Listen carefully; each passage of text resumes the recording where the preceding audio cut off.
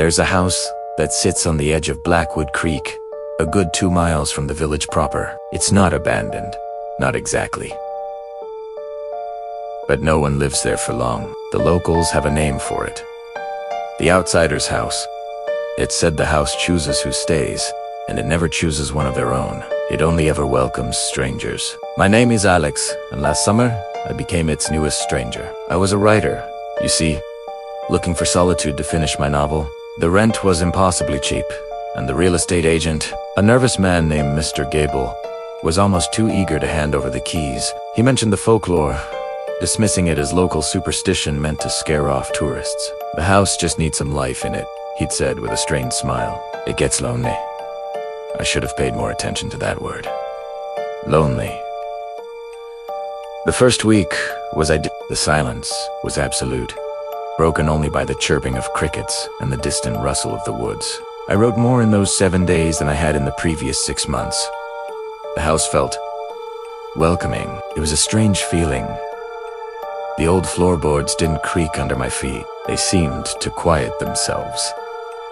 The door swung open with a gentle push, never sticking. It felt like the house was trying to make me comfortable. The strangeness began subtly. I'd leave a mug on the kitchen counter and find it washed and put away in the cupboard. I lived alone. At first, I blamed my own absent-mindedness. Maybe I'd cleaned it and forgotten. Then, I started finding my scattered research notes for my book neatly stacked on my desk, organized by chapter. I never organize anything. One evening, I was struggling with a particularly difficult chapter. The plot had hit a dead end. Frustrated, I went to bed, leaving my laptop open on the desk. The next morning, I woke up and sat down to work. A new document was open on the screen. It was titled, "A Suggestion." I read it.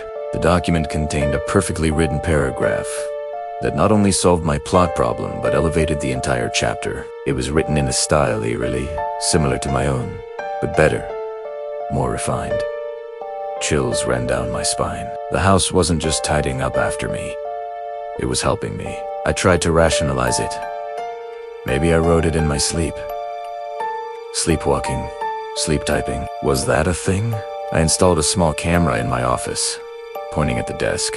The next night, I left another problem chapter open, a deliberate test. In the morning, another document, another brilliant suggestion. I rushed to check the camera footage. I fast-forwarded through the night. Nothing. Just an empty chair, the desk, the laptop screen glowing faintly. The document had just appeared. No hands on the keyboard, no ghostly figure. Hust, a sudden, instantaneous materialization of text. My curiosity started to curdle into fear. I went into the village for groceries, and for the first time, I felt the stares. The butcher stopped sharpening his knife as I walked past. The baker's wife whispered to a customer, her eyes fixed on me. They weren't just curious stares.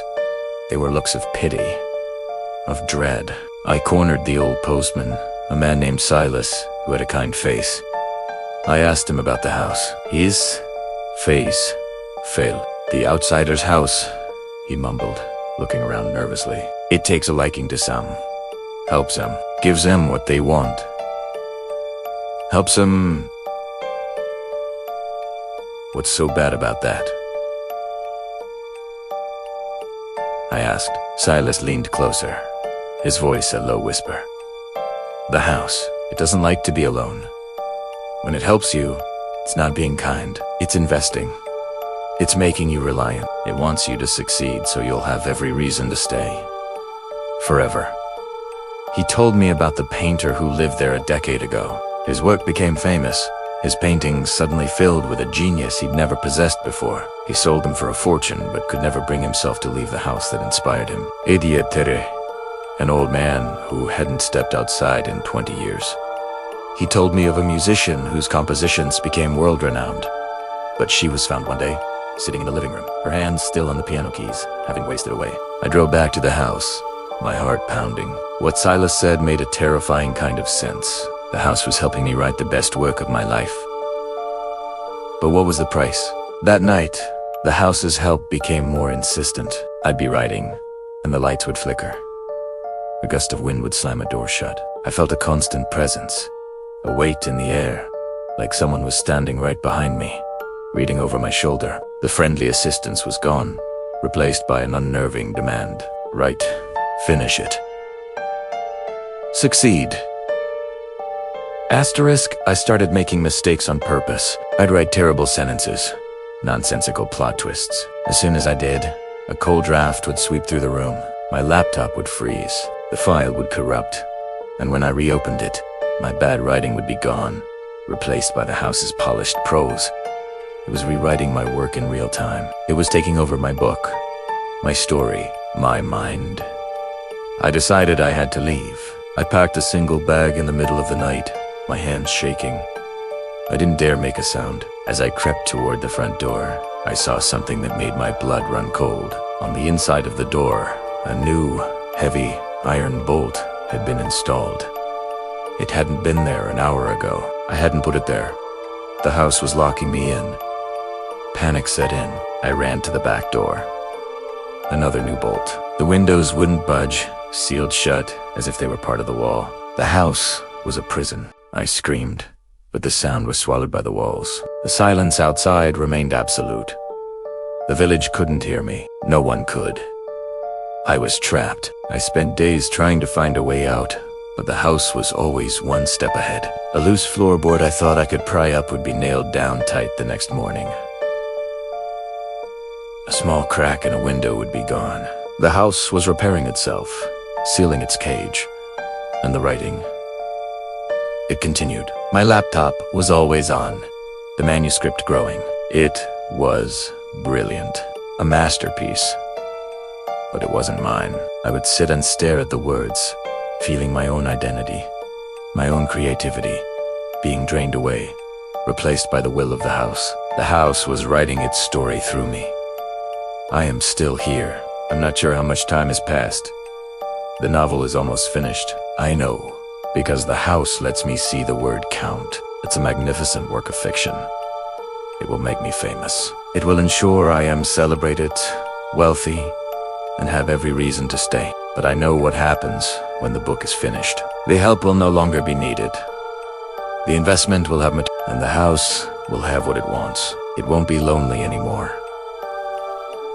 And I will just be another one of its permanent residents. Sometimes, late at night, I hear a faint scratching sound from the walls. It sounds like a pen on paper, and I wonder about the people who came before me. The painter, the musician. Are they still here? Are they the ones tidying the mugs and organizing the notes? Are they the ones whispering suggestions in the dark? Or is that just the house practicing its new voice? My voice. My novel is about a man who becomes trapped in a house that one tea let him leave.